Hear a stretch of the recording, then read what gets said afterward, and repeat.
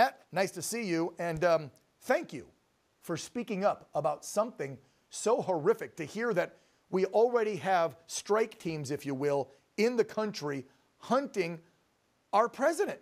This is insane, Matt.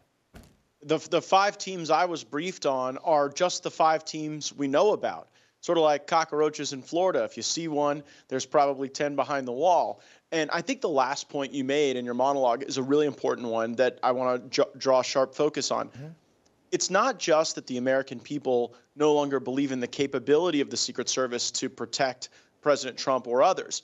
It's that the air of invincibility around the Secret Service has really diminished over these last several months, because when you see how close Crooks was able to get, when you see that Routh wasn't subjected to the type of surveillance that should attach to someone who is literally lying in wait and for quite some time staking out where they're going to take a shot into Trump National, it I think, could inspire other people to be involved in very dangerous activities directed at public officials, not just presidential candidates.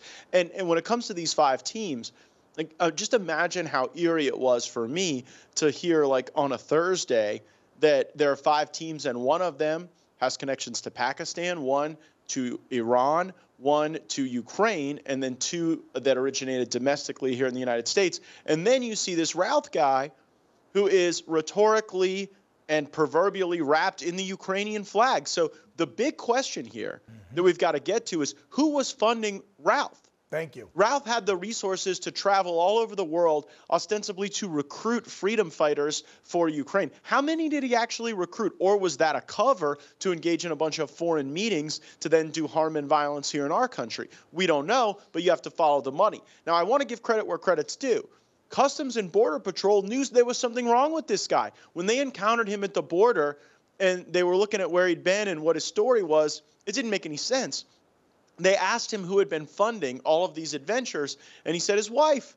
Now, I got a pretty successful wife who would probably fund a hobby or 2 of mine, but not this. And so they said this doesn't make any sense. They sent it to Homeland Security investigations, and you know what? They dropped the case. They don't even follow up. They don't investigate. So the type of violence that you saw attempted against President Trump, that doesn't just happen when one thing breaks down.